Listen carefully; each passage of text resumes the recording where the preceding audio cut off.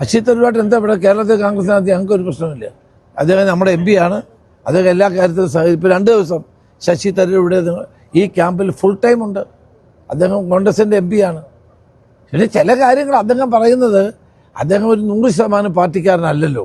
Means ഞങ്ങളൊക്കെ പോലൊരു പ്രവർത്തനം അല്ലല്ലോ അദ്ദേഹം മറ്റൊരു തലത്തിൽ പ്രവർത്തിക്കുന്ന ആളാണ്. ചില കാര്യങ്ങളിലൊക്കെ അഭിപ്രായം പറയും. എന്ന് വെച്ചാൽ അദ്ദേഹം ഒരിക്കലും കോൺഗ്രസ് അല്ല എന്ന് നമുക്ക് എങ്ങനെ പറയാൻ കഴിയും? ഈ 2 ദിവസം അദ്ദേഹം ഇപ്പം ഞങ്ങളുടെ കൂടെ ഇവിടെയുണ്ട്. എല്ലാ കാര്യത്തിലും പങ്കാളിയല്ലേ. മോദിയെ തുടർച്ചയായി അനുകൂലിക്കുന്ന നിലപാടെടുത്തു. പാർട്ടിയുടെ ദേശീയ അധ്യക്ഷൻ വരെ അദ്ദേഹത്തോട് തിരുത്തണമെന്ന് ആവശ്യപ്പെട്ടിട്ടും തിരുത്തിയില്ല. ഏറ്റവും അവസാനം ഞാൻ അതിന്റെ വിശദാംശം കോർപ്പറേഷൻ പിടിച്ചപ്പോൾ പോലും അവരെ അനുകൂലിക്കുന്ന സമീപനമാണ്. ഞാൻ അതിന്റെ വിശദാംശങ്ങളിലേക്കൊന്നും പോകുന്നില്ല. ഞങ്ങളെ സംബന്ധിച്ചിടത്തോളം അദ്ദേഹം കോൺഗ്രസിന്റെ MP ആണ് ഇവിടുത്തെ. അദ്ദേഹം ഞങ്ങളോടൊപ്പം സഹകരിച്ച് മുന്നോട്ട് പോവുകയാണ്. അന്വേഷണം നടക്കേണ്ടത് ആരിതൊക്കെ കെയർ ചെയ്യുന്നു? എൻ്റെ പേരിൽ തന്നെ കഴിഞ്ഞ ഗവൺമെന്റ് കാലത്ത് CBI അന്വേഷണം പ്രഖ്യാപിച്ചതാണ്.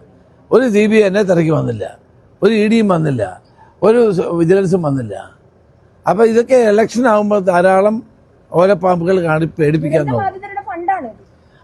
അതൊക്കെ അന്വേഷിക്കട്ടെ. 5 വർഷം അന്വേഷിച്ചിട്ടൊന്നും കിട്ടിയില്ലല്ലോ. അതൊക്കെ ഇവിടെ KPCC ഇപ്പം പ്രഖ്യാപിക്കും. ഞങ്ങൾ രാവിലെ മീറ്റിംഗ് കൂടി എല്ലാം തീരുമാനിച്ചിട്ടുണ്ട്. നിങ്ങളൊന്നും ആശങ്കപ്പെടേണ്ട.